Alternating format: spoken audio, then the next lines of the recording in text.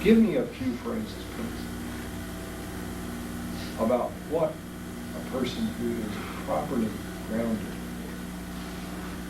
in theology and in the context sciences of human life would be, or wherein that person would be distinctive, would be different, would be importantly godly because of that breadth of knowledge and insight.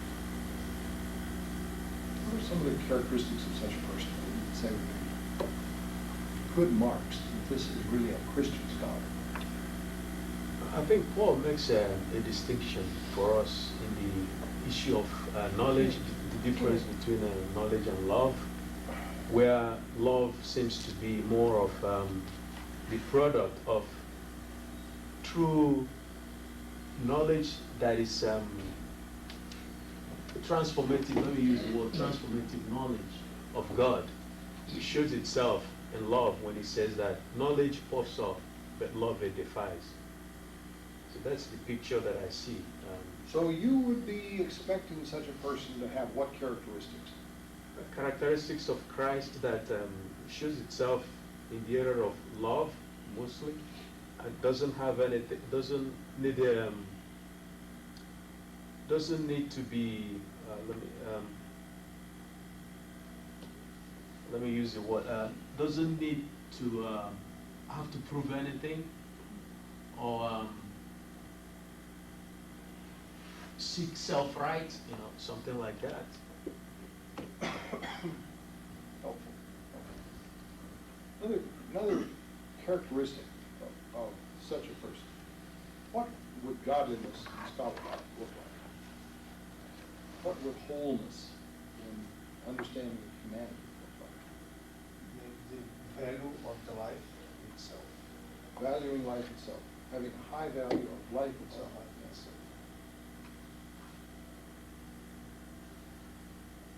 I think you'd be merciful, compassionate, realizing your own limitations as you look at other people.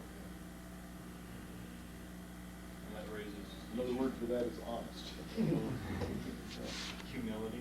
Yeah. Yeah, I was thinking in the first remarks that humility is very much the issue.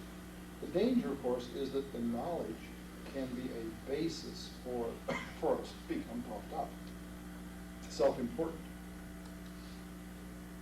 But I don't believe it's fair to say that that's peculiarly likely to happen in the non-theological knowledges. I see too much evidence of that happening in the theological knowledges. What else would you expect in such a person? I think you wouldn't fear contradictory input. That's true. Why not? Because it's not a threat to something that you hold dearly, but it's something that maybe could provide nuance for what you believe or should be included into your view. And if it's not true, that will be determined also. And so you don't have to fear. Let me play with you on that one a minute. It's been said that people who are narrowly knowledgeable, know a lot about one category of knowledge, tend to be brittle.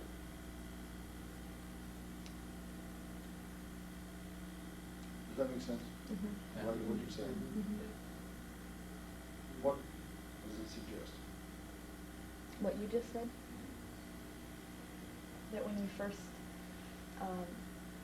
start to understand something, you're holding it and you have this feeling that you need to protect it. And so anything coming in that's not in agreement would either break it or throw you into a tizzy or something. Defensiveness. Yeah.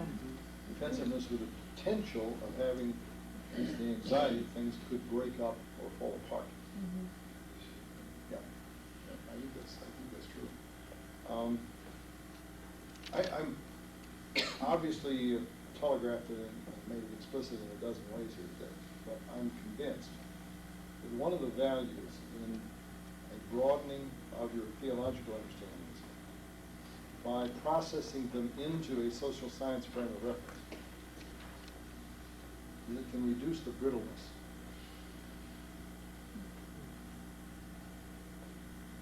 Does that make sense? May I read something from Psalm 103 here?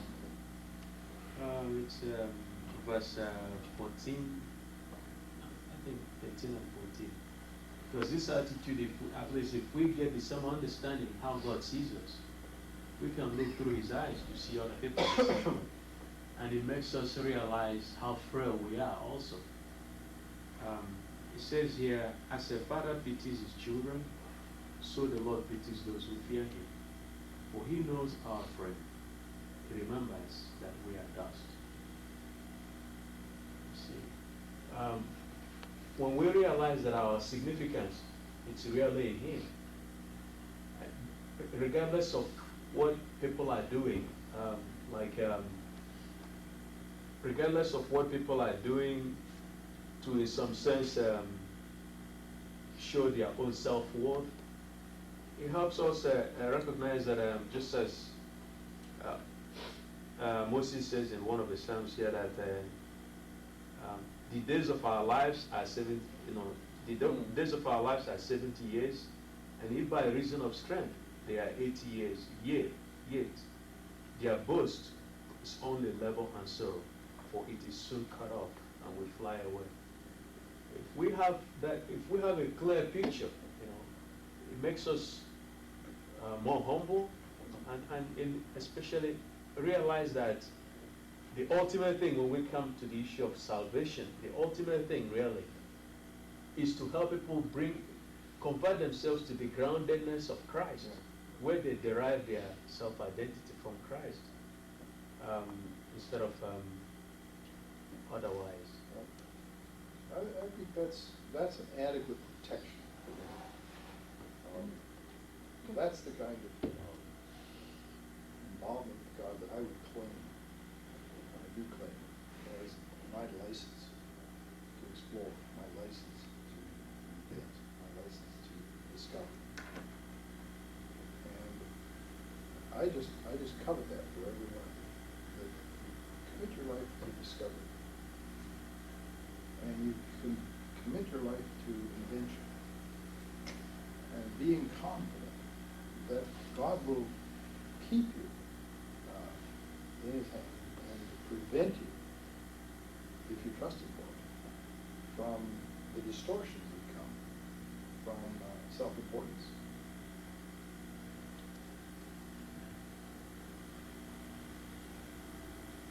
What else would be true of a Christian who is broadly grounded in scholarly ways?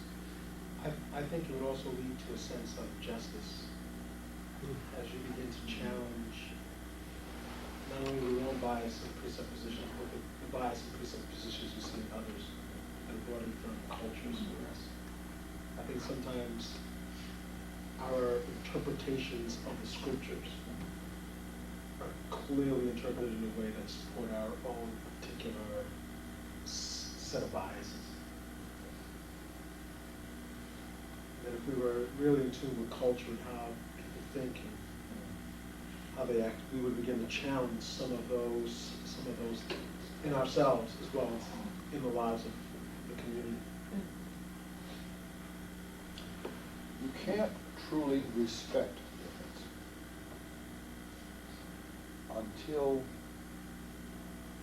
you join it, you connect with it. You can't respect difference by simply seeing it or by observing it, knowing about it. In fact, you've got to get close to it. You've got to get involved with it. This is where an awful lot of intercultural learning efforts go on the rocks. People do all kinds of things to try to teach people how to be more effective in intercultural accommodation. So they teach them everything they need to know about how people from this or that place are, how they behave, why they behave the way they do, and so forth. And you say, well, now you've got it. And you go out and try to use it. It turns out to be very close to useless because it hasn't grown out of any kind of experience, any kind of direct involvement. That's one of the things that I would hope you keep in mind, is that you don't simply study anthropology and sociology as information bases. We study them in terms of action. How does this, how can I become involved in that process of thought? How can I become involved with people in that analysis? Let's pray together, and we'll give time for several to read. I'm going to ask you to pray that in the process of doing this course together, and doing these readings, and getting more sensitive to what the literatures are saying about human beings, about society, that we will become more Christ-like in our character, not just in our knowledge base. Can you pray to that? A dedication for your efforts in this course. What is the name of this course? Sociological, Anthropological Foundations. Sociological, Anthropological Foundations. Now, clearly that concerns the field of sociology and anthropology. Does it concern the field of communication research? Yes. How did you know to answer it that way? What kind of boldness did you write? Well, You're so sure of yourself. Why did you say it with such confidence? Nor do I spot you. all of our relationship as a society or socially or anthropologically to one another comes through our ability to communicate, through how one person contacts another person. The fact that it's got another disciplinary name doesn't necessarily mean that it's not. Sociological and anthropological at its root. As a matter of fact, it is. It is a much more contemporary, derivative field. And that's what we're going to talk about a lot tomorrow, these derivative fields, how fields have emerged out of other fields. But the communication field itself only goes back to the 30s. And anthropology goes back to well, as an academic field. It began, believe it or not, in what field? As a subdivision of, and you all know this, theology. Anthropology began as a subdivision, academic theology, academic anthropology, subdivision. Theology, study of God, knowledge of God. And then study of Anthropology, study of man, as the Bible enlightens that study of man, hence sometimes called theological anthropology. But the modern field of anthropology does not have a continuous contact with that tradition. It comes out of another phenomenology. And it's kind of amusing to think about this. Any of you ever reflect on where modern anthropology might come out of? Historically in your orientation? How did it start? social Darwinism, is that? Before that? Yeah, push back further than that.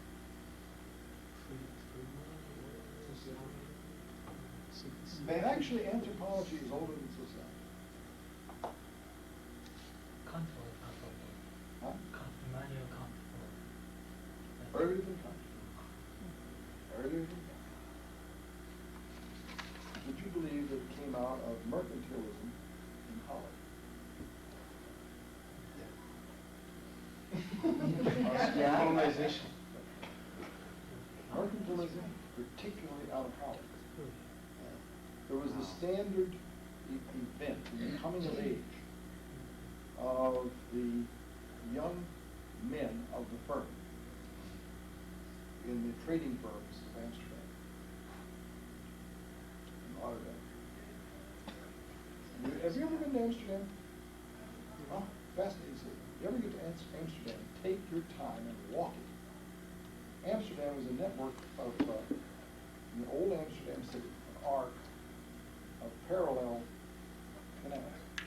The canals separate building plots that are just literally one house deep. some of them have a house each way. But these canals in front of you and back of you are where you keep your ocean-going ships. Big ones. Big ones. Sail, yes. This goes back to the 1300s. When the Dutch were beginning to be one of the major influences through shipping. And when the boss's son, the wealthy family's son, would come of age, he took what was called the Grand Tour. He went on board one of his father's ships and was coddled by the crew and the captain and given no particular jobs to do except write and law. Got it? What was the purpose of that law? To provide entertainment for the wealthy of Amsterdam.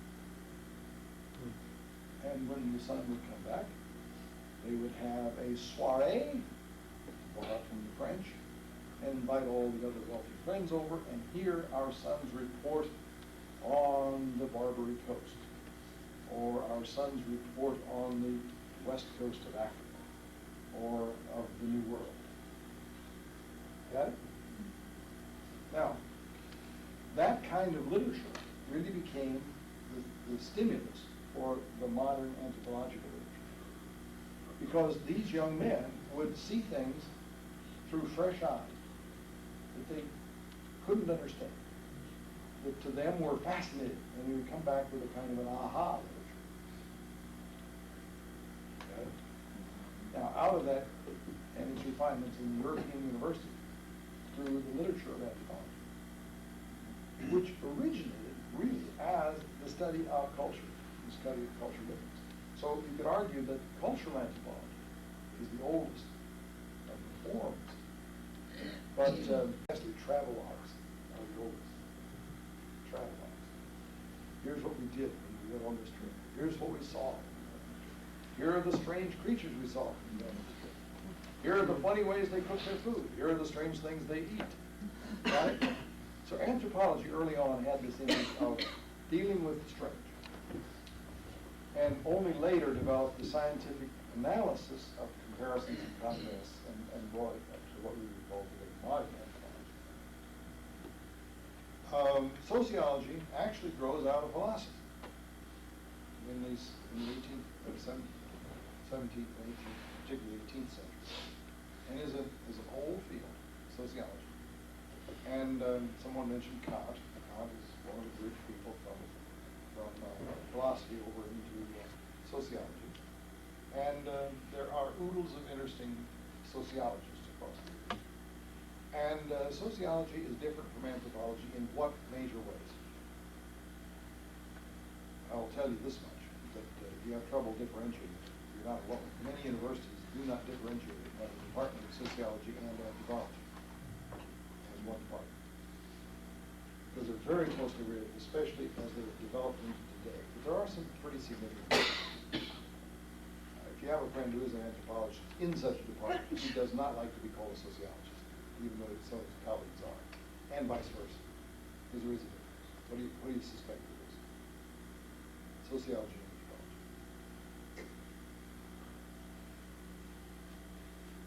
Well, stereotype would be that anthropology deals with more traditional cultures and sociology with the more modern. And you have good reason for saying that. Unfortunately, that isn't really recognized as a valid, you're right to call it a stereotype. But it's close to what is one set of differences. The anthropologist, partly because it has this long tradition for what I call the Dutch tour, tends to look at things that are really remote, whereas sociology tends to understand Contemporary society, and by extension, any society. Now, if we were to take those words, society and people, I think you'd see one of the rudimentary differences. People goes with society goes with sociology. And And notice the handy mnemonic there, socio, is society, S-O-C. Okay, so therefore, if you were wanting to employ somebody to get a hard look at why Chicago politics works the way it does,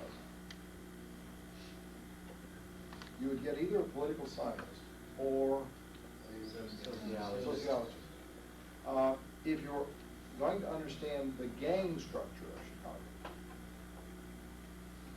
you would get a sociologist or an anthropologist, but they would go at it differently. How do you see those differences? Would an anthropologist look more at cultural issues and Which one did you say? cultural issues, the Yeah, anthropologist? Anthropologist, excuse me. You look at the problem as essentially a cultural problem, whereas the sociologist would look at it perhaps more in terms of how a group of human beings is configured. Which person would be apt to come up in his report with a chart that looks like this? Sociologist. And what would he be trying to explain? A pattern of relationship and affiliation. That's the great stuff in sociology. Now, an anthropologist could probably get all the way through the book without doing this. But if he did this, if an anthropologist did this, what would be in those cells? Probably not individuals. Ideas, the big picture. Ideas, flow of thought, relationships of larger sort. The anthropologist loves to deal in larger frames. The sociologist likes to deal in narrower frames. If I use the word quantitative as a describer for sociologists or for anthropologists, which would be more likely to exist? Quantitative anthropology, quantitative sociology. We're right. Now explain. That sociologist would look at demographic information. Very good. The sociologist would probably think like a demographer, in that you would want to know how many people are doing this, how many people are doing that. Never mind the history of this. Never mind the big picture. That's the anthropologist. Now, I mentioned another field there. What was it? I mentioned another field. Third word. What was it? Demography. Demographics. Is demography a social science? How many of you have that down on your worksheet for today? Demography.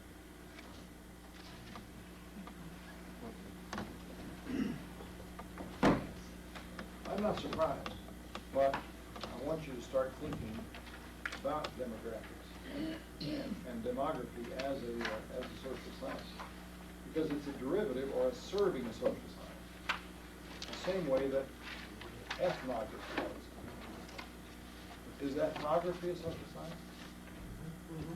In exactly the same way that demography is. Now notice the term, ethnography, demography. What's the difference between these two terms? They're Greek.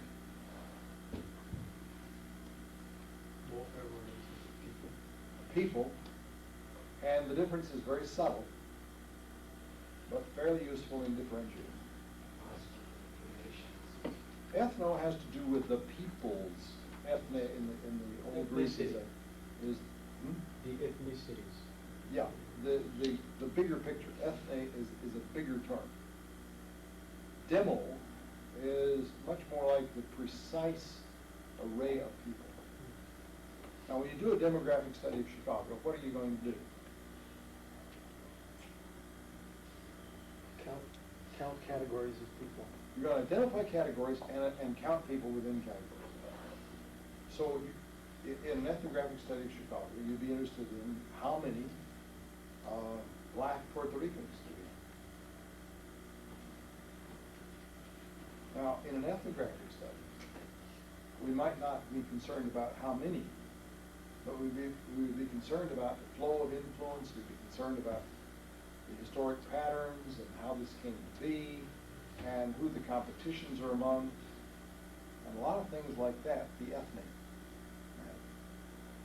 Now, if you think you will ever get to the point where you can make a precise distinction between the anthropologist and the demographer and the ethnographer, you're wrong. You only can make that distinction if you look at the techniques. Now, what does an ethnographer look at? How does he gather data? Here's where the big difference comes. Not in their terminology, but how they gather data. How does an ethnographer gather data? By observation and by interview. Observation and interview. Maybe some other ways, but primarily observation and interview. That's which? How's the demographic? How's the demographer going to collect his data? Surveys. And here's where your quantitative technique comes in. Because he's going to do surveys, virtually from the word go. Now, he'll get ethnographic help laying out the categories so that he's realistic in terms of the categories he's asking about. Now, what is psychology?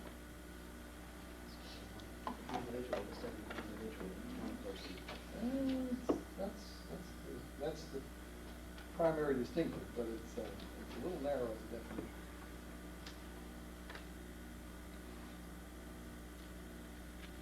The mental processes. That's better. That's a better starting point. It's a study of mental processes of all sorts.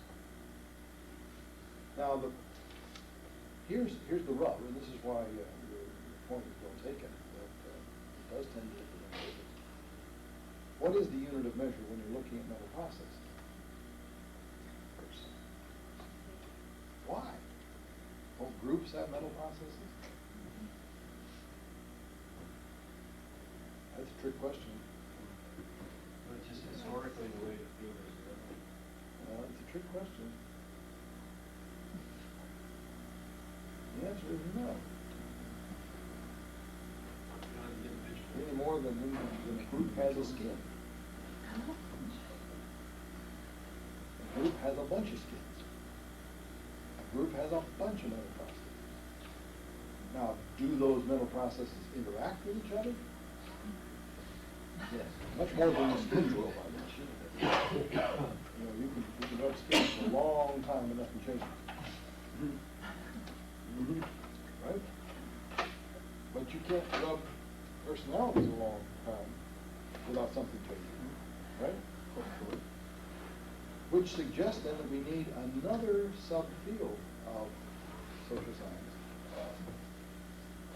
to deal with this thing of when the individual, in certain kinds of setting, interact in such a way as to allow that setting or that relationship to make a difference in the psychology. Now, outstanding. How do you know what a field is? What makes it a field? An academic field. A field of scholarship. What are some of the pieces that make theory? Because this is where the rest of these distinctives are. Presuppositions quite often are in common. And that's what pulls the field out of what it was in. The presuppositions have become enough different. That's useful. The others are not wrong. It's just that they're not more powerful as ever. Methods of inquiry? Methods of inquiry. Methods of inquiry. In other words, a field, an academic field or a scholarly field, is a group of people who are bounded together by common theory. They don't all have to agree on the same particulars of that theory, but it's the same sort of stuff. And methodological commonality. That's why we look at sociology and say, let's look at their methods. They tend to be largely quantitative. Let's look at anthropology. It tends to be largely non-quantitative. There is one big difference. Now, what you have to do is to kind of get comfortable with the subtleties of these differences, because nobody has ever taken the trouble to build a grand taxonomy of all the academic fields and all the ways science is defined. And in certain parts of the world, the definitions run a little differently. For example, German chemical engineering is regarded as a basic field. In the United States, it's regarded as a derivative field. In other words, it exists the same way mechanical engineering exists.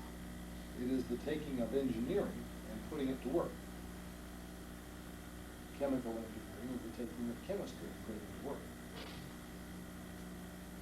But in certain parts of the world, they define narrower and broader. But still, because of something else you haven't mentioned, it still works internationally. Common theory, common methods, common literature. That's what we're trying to do here, to get into that literature. Now, the literature of social science is divided into characteristics that you would call discipline. In any field that is a recognized field, there is one or more major journals. Where's the journal? Don't talk about a field until we have a journal. And we read on what that journal is dealing with. And that journal has begun to build a track record of a literature that ties us together. Now, what you're going to have to do in this course is to find some of those major journals and track with them so that you can see how the scope of the field is defined within those journals. Because the journals are very conscious of the idea of not getting outside their domain. So when you find something that's in a journal, in a field, it's going to help you define that field. By the way, academic publishing of the first order is always done in the process called a jury process, J-U-R-I-E-D. In a juried journal, no articles appear that have not been approved for their faithfulness to the methodology and to the rest of the literature of that field. And the experts that are chosen for jury responsibilities, year by year, or quarter by quarter, some of the jury on an annual committee basis, some quarter by quarter, tend to slow down the process of professional publishing. That is deliberate. A lot of things get slowed down just long enough for people to find out that's not the road to go. One of the things that some of us have against the publishing styles we like with it, in very few cases, are they truly journal. And they tend to publish things that are not screened or fidelity. And sometimes they're publishing things that are premature, not really ready for publication.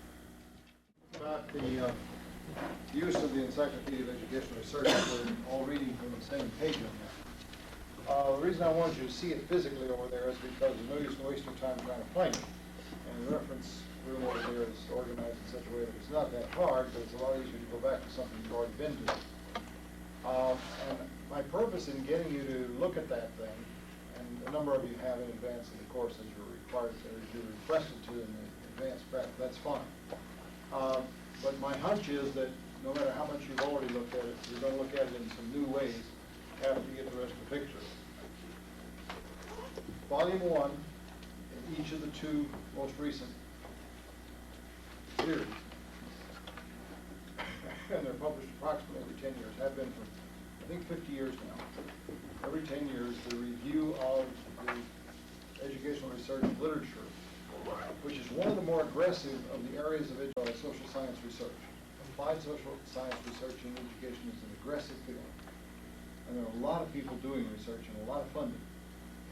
And this, of course, brings us to the main point of trying to tap into the larger core and body of literature that exists in the secular fields.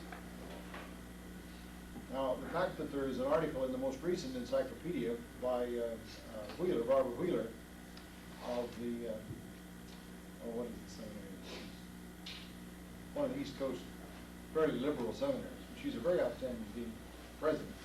And she's written the article on theological education, history and contemporary problems of. And it's in there.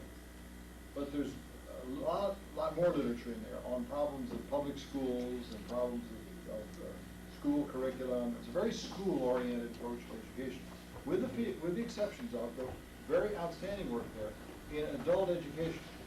And it's quite likely that a number of you would have some interest in the topics of adult education, leadership, administration, and culture as a matter of learning.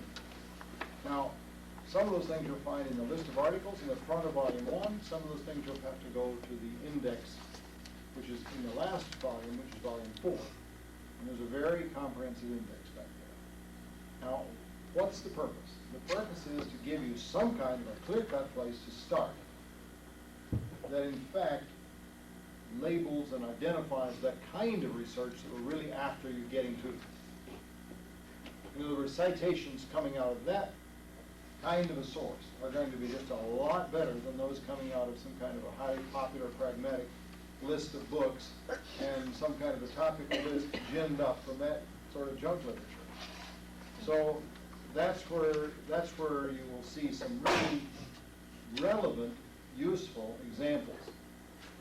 Furthermore, the style of your paper for this course should be modeled on what you find there. Now, we should still do it within the style book of the PhD programs.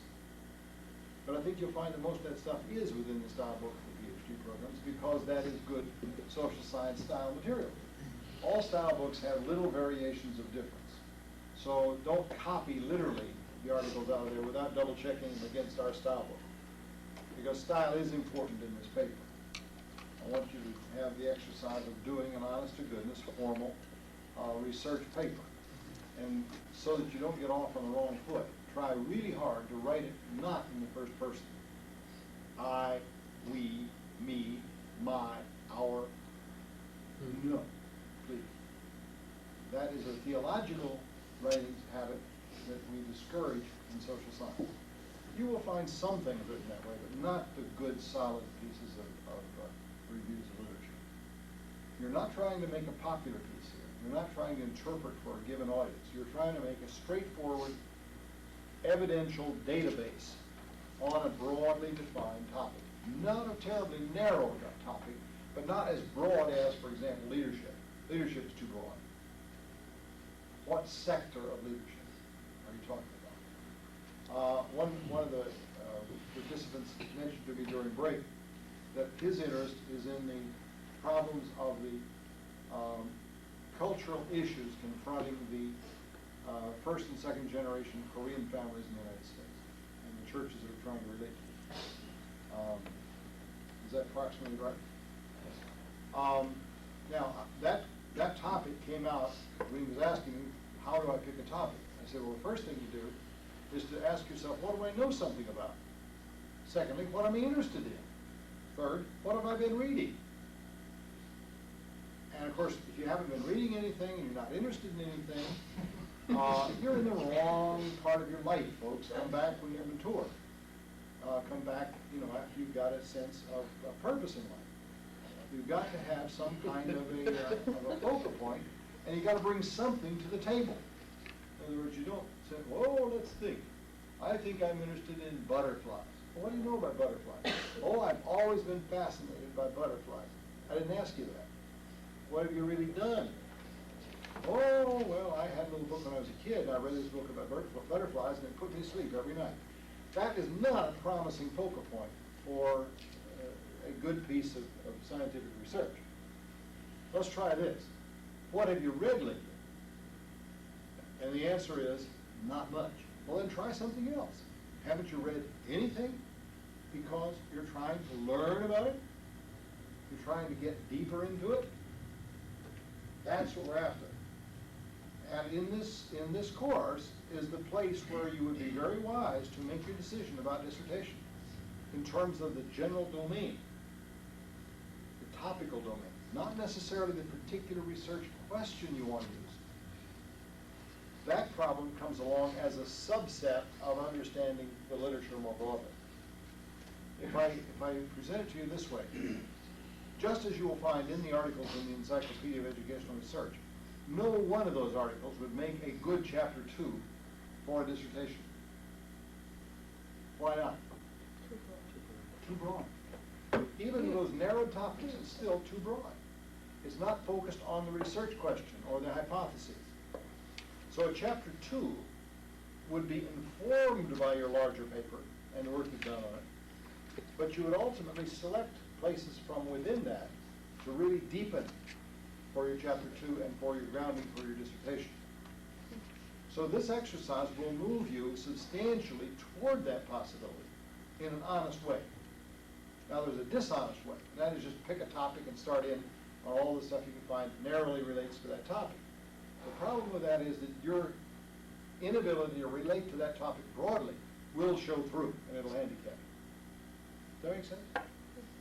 Now, there's one other thing I want you to do with the material from the Encyclopedia of Educational Research. Almost everybody in here can find some topics, some areas, to begin to draw together some bibliography, or to add bibliography to what you've already got.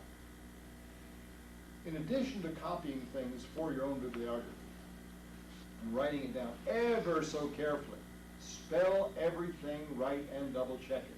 When you come out of a source exercise with misspellings, those misspellings quite often go right into your dissertation 6 months, 2 years later. And somebody's going to find them. And you're going to have to go back and hunt the original source up and straighten it out. You owe yourself a lot of time saving by just simply copying things very carefully. What is the volume number? What is the exact way it's listed there? Get it exact and put it exactly in your paper for this course, and then you will have it there with some confidence. If you get sloppy about it, then you'll have no confidence in your own work, and you'll ultimately, at a later stage, when you're trying desperately to get through with the dissertation, you'll be forever going back and double-checking sources. Because dissertations that have evident errors in them will not pass.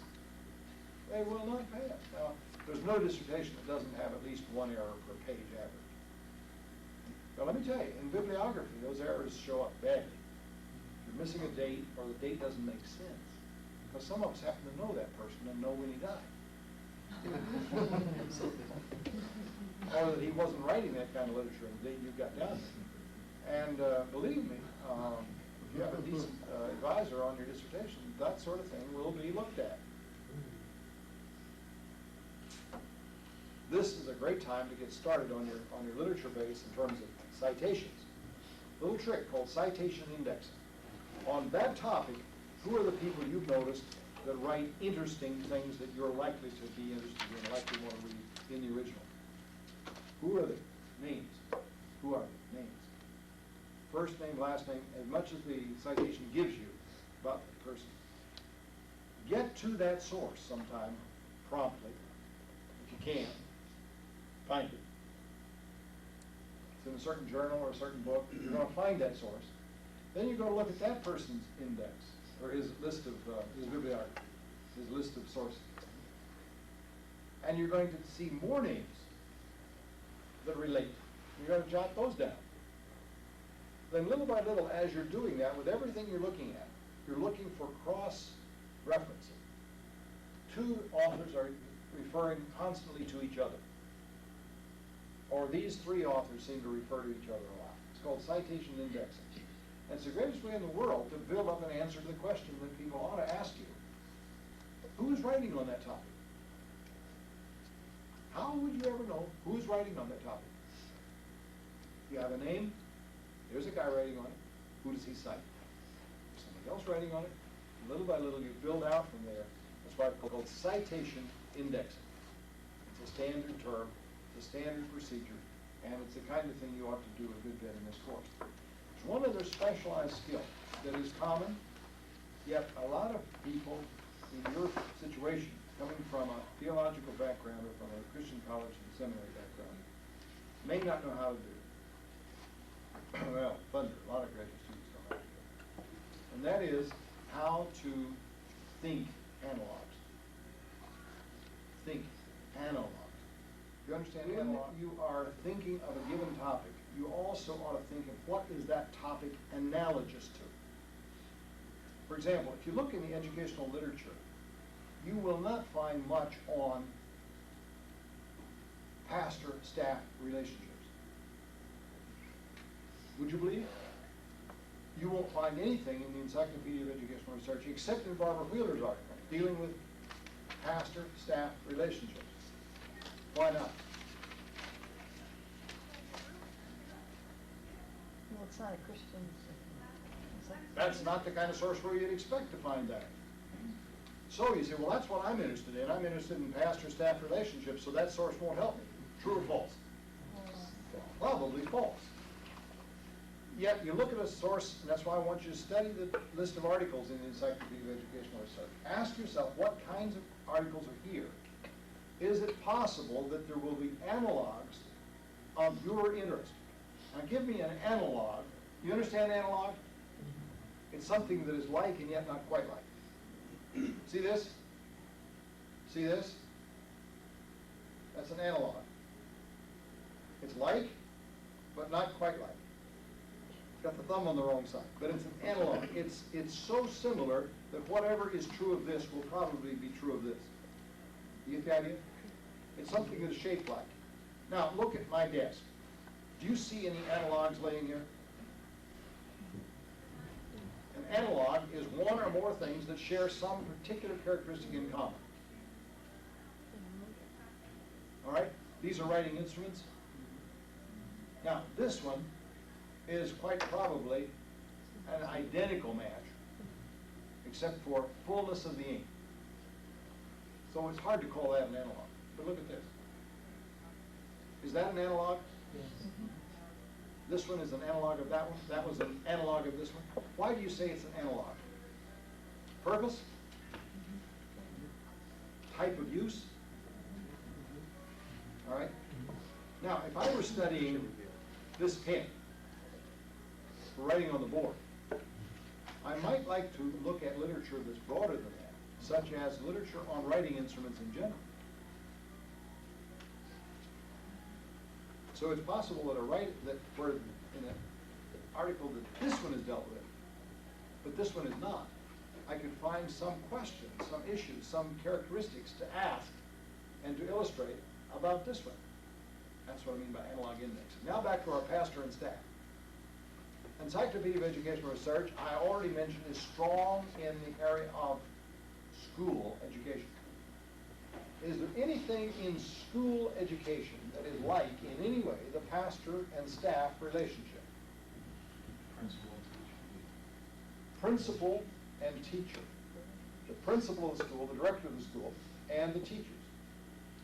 Now, it is possible, is it not, that there are some things that have been done in the researching of that relationship that would have some ideas to help you generate with reference to the particular application in your case, which is pastor staff. For example, if I found an article on the effective training of administrators for better staff relationships, school administrators for better staff, and there is research on that, I would estimate that there's probably 100 times as much research on that as there is on pastor-staff relationship. You see where I'm coming from? If you come around and wait until you find, oh, Fanny found one, this pastor and staff relationship, you probably overlooked 99 that were equally valuable. But you won't see them if you're not thinking analog. So in all of the research possibilities that you're doing, ask yourself, what is that human relationship analogous to? There's a common problem among beginning researchers. We talked about this in the 921 class, but I'll mention it again here because it relates to your approach to literature.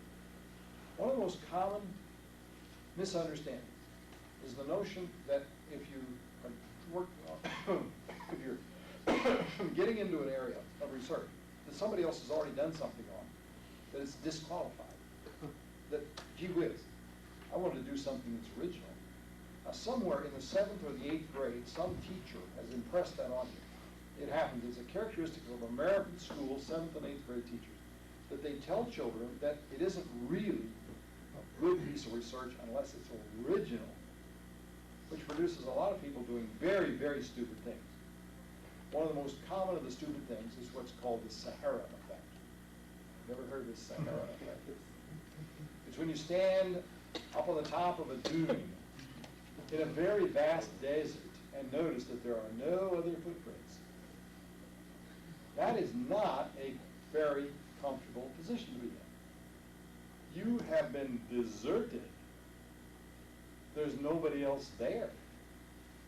And if you're trying to do research where there's nobody else there, that's bad news, not good news. What you ideally would want to find through using citation indexing and through using analogs, as early as you can find it, is a stream of research that is well populated, a lot of activity in it, and it has a lot of similarities to what you're interested in. Not exactly on target, but it's close. It's close enough to give you lots of guidance and lots of sources. You see what I mean? Now, when you are trying to decide whether something is of some value or not, take a look at the kind of journal it's in. What kind of journal is it? Is that a journal that represents a field that seems appropriate for your interest? But don't answer that question so narrowly that you get engaged in what I call the latitude, longitude, altitude, and attitude problem. And unless it occurs at exactly this altitude, this latitude, this longitude with people of this attitude, you're really not interested. And what have you done? You've narrowed your focus so narrowly that it's quite possible that you could say, aha, there's nothing been done on this. Now, one of the reasons that people like to be able to say that is because it seems to remove the responsibility of having to be knowledgeable in the literature. Because truly, if there's nothing yet been written on this, well, you don't have to read anything. That's handy. So every now and then you'll find, especially master's degree theses, but more commonly doctor of ministry, doctor of sociology theses, where people have done exactly that. They've defined their problem so narrowly, latitude, longitude, altitude, and attitude, that indeed there's no other research dealing with this matter. The problem of church growth in Bolivia is not inherently different from the problem of church growth in Peru. Is it different? Sure. It's different enough that you can't generalize from one church to another, one community to another. But if you say, oh, nothing's been done on this, it would be to ignore the rather substantial amount of, sometimes interesting church growth research on church growth. Okay? Don't want to get trapped by that habit. Tomorrow, I want you to be prepared. We're going to use up our time today. I'm afraid doing other things. I want you tomorrow to be able to talk about the pre-course assignment. As you have your 10 or more listed disciplines and subdisciplines in the social anthropological tradition. For example, communication, leadership, culture, and anthropology. Where do you find those lists? Where did you find those lists? Did you find them from reading? I found some categories that Good. I thought about while I was reading. Good. And another place you will find them as you're going along is to look at your journals, for heaven's sake. Look in your citations and notice the different kinds of journals you've got. Because any of those fields are journeyable. And by the way, 10 or more is not very many. Most of us can cook up 10 or more right off the top of our head without even doing any real homework on it. So this is not intended to be exhaustive nor intended to put you into any kind of stress. Select your fields and research your authors in terms of the possible relevancy of your own emerging research interests. And again, if you're going to do any homework on that, you need to do some focusing. Do it in the areas that you're apt to be playing with yourself. Now, how many of you had no trouble at all with the two researchers?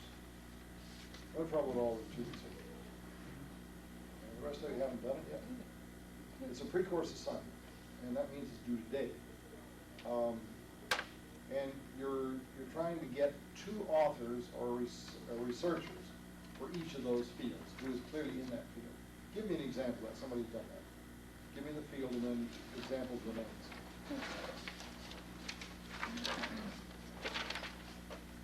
We had intercultural communication, Intercultural communication. John W. Berry, Richard Brisler, and M. Seagull. Yes. That's exactly what we're after. How did you know those names? Well, I first found John Berry, and he quoted Brislin, or the 2 of them have been writing together, and I found they quoted the other guy and so forth. That's a citation index. Right. And the more such times you come across the name Brislin coming from many people, the more you'll get aware that Brislin is one of the biggest names in that field. And you can judge that from the frequency of his being cited. So you have a fairly objective notion of where to cut into this stuff. By the way, the term is intercultural, not cross-cultural, even though Brislin himself has gotten sloppy about it. One of our Trinity professors is the one who really started that. And has had a great impact on the field of even in anthropology. People have given up trying to keep the language clear. Give me another example of a field. You mentioned cross-cultural communication. That is a subdiscipline. What's another? Oh, I have a question. I'm not sure if even my subdisciplines are as broad as they should be. So, Okay. but college impact is a term that I see. Where's the journal? See, Yeah, that's that's the what's question. throwing Where's me. the journal? There isn't one that Yep. I don't think it uses. Yep. Yep. So that's, even It though that is term is used. the whole series or spate of 5 to 10 student personnel journals. I'm sorry? Student personnel journals. So, Field of student personnel. so does that mean student personnel should be the category that I'm using? Okay. See, that's the idea of how we're going to make this thing work. Your problem is within that body of literature. The broader category here, that is the true category represented by literature, will give you a greater guidance than a homemade title that seems to nicely fit your interest. Mm-hmm. And maybe someday might become a subspecialty. Where's the journal? Right, okay. Now, to answer the question, where's the journal, you need a really big library. And that's why you're going to need to spend some time down at Northwestern. And by the way, we're not going to take a field trip to Northwestern. It would bomb their eyes out if we took everybody down there all at once. So you're going to go on your own by 1s and 2s, preferably 2s. Or 3s if you need to, or 4s, but not bigger than 4 and not less than 2. Now, the second pre-course assignment is to read those 2 articles in the encyclopedia we've already talked about. Note the style and organization of the articles. The style used in this encyclopedia will be the best for your paper for the following.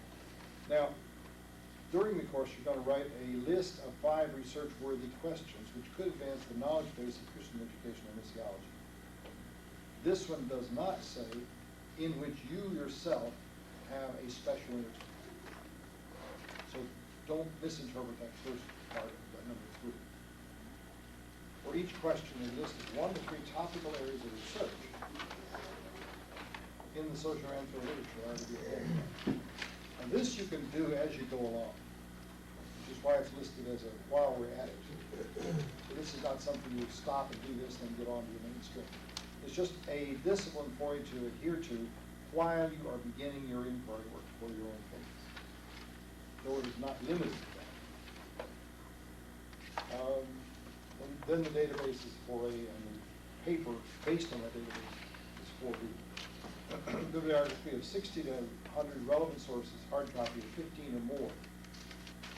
And hard copy simply means you've got the Xerox of the original, or you have inherited from your great uncle the book, or you felt necessary to buy it.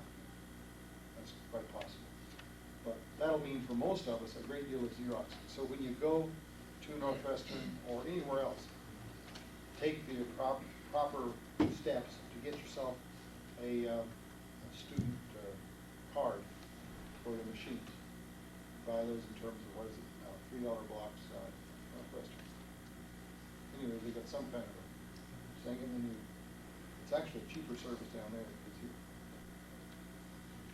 Can I ask a question about that? Mhm. When you say article length, if it's a really good chapter from a book, can we Absolutely copy okay. that? Absolutely okay. Okay. And this collection of 15 or more, Yeah. we're going to give that collection to you to No. look through? No, this is for us. This is an induced stimulus to get you started.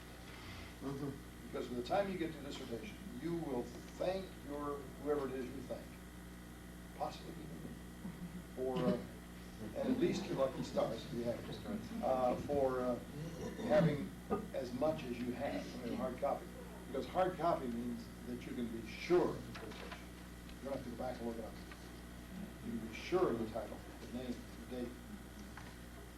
By the way, don't ever take a Xerox of anything out of the middle of something without also taking a print of the title page. And maybe the title page, and then scroll on to what the publisher or publication date was. Or copy both. I will want to see that collection. So as I say, I don't look at it with all that much detail. But I like to be reassured that you really have taken this seriously and that you've well selected what you've done in hard copy. And that you haven't filled your hard copy collection with a lot of abstracts. I'm pretty negative about that. Nothing wrong with having it. Don't treat that as part of your assignment. Bibliographies, I should say collections of material that are nothing but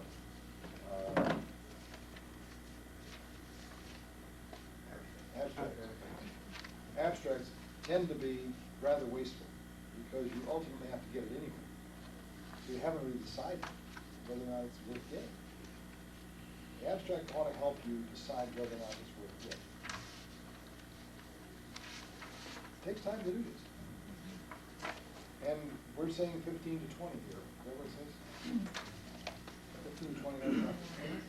And I will have to tell you, when it says 60 to 100 relevant sources, when it says 30 pages, and it says however many it says in terms of hard copy, those are low-end numbers from the history of this course. Now, I'm not reserving A for the people who have 4 times that many. I want to see you do good judgmental work, and I want to see evidences in what you write that you're really thinking about this stuff. So I'm still going to be judging primarily on the basis of the paper. But I'm going to feel a lot better, if that's really an appropriate criteria. I'm going to feel a lot better if I see that you've really got yourself well on the way to foundation for your literature work for dissertation. I make the assumption, which is, I think, a fair assumption to make of doctoral students, that they will not simply write a dissertation and then turn into pumpkins for the rest of their lives. I resent the idea that a doctoral student is going to do his best work in his dissertation. I think that's only the start. Your best work will follow. I had a person picked out for my committee. We have 4-person committees at the University of Florida. I had a person picked out who was very, very outstanding in educational research. And he was a writer of textbooks. He'd been writing the textbook, like his name was Skates. He was the 3rd author of Goodbar on Skates, which was the textbook for years and years and years. And it's research like I wrote in college. And I had Skates on my committee. Big deal. And one day I was in with my preliminary proposal to get his opinions on it. And finally, after reading the thing through and talking with him about it, he pushed it aside and he said, "Ted, you are capable of far better than this." I agree. He said, "I don't think this would be appropriate for dissertation." He says, "I'm looking for something that will be your great mark." And I began to get a little skittish. And I began to hear him. And then he finally blurted it out. He said, "Your dissertation is apt to be the best thing you ever write. Those of us on your committee are dedicated to seeing that that's true." And I said, "Thank you very much." I walked away politely. But I invited him I said to myself, if a guy is assuming that at this stage in my life, I'm doing the best piece of work I'll ever do, he doesn't have the same view of me or the future that I have. And I just pass that on to you. This is not going to be the greatest thing you ever do. I hope it is. But it should be done so as to provide a foundation for a long chain of such work. Which is one reason I want you to start a good hard copy collection. Be precise about your bibliography so that you don't have to redo it every time you get ready to regroup your publications. They'll all be there. You do things well in this modern age of computing, you can lift major chunks of your bibliography out and stick them in your dissertation. Think of it as an advance on your dissertation. Realistic. So, take that kind of view of it. Now, I'm not going to be riding on you for a lot of extra work. And it's mostly a matter of coaxing you along, coaching you a little bit now and then, and in fact giving you blocks of time to spend with another person in the group or two or three who you happen to have similar interests or similar concerns, and giving you time to get to the libraries and do the work with our investors and so forth. You've got the weeks built loosely so that you can spend some of that time, but I'm not assuming you're going to stop your personal life. You should be able to do this course without killing yourself. There's a lot to do. Any questions, comments, observations? Yeah. As you write the paper, how much, your idea, how much can you put your idea? That's not the purpose. That's not the purpose. Just for this is That's why I want you to spend time in the Encyclopedia of Educational Research.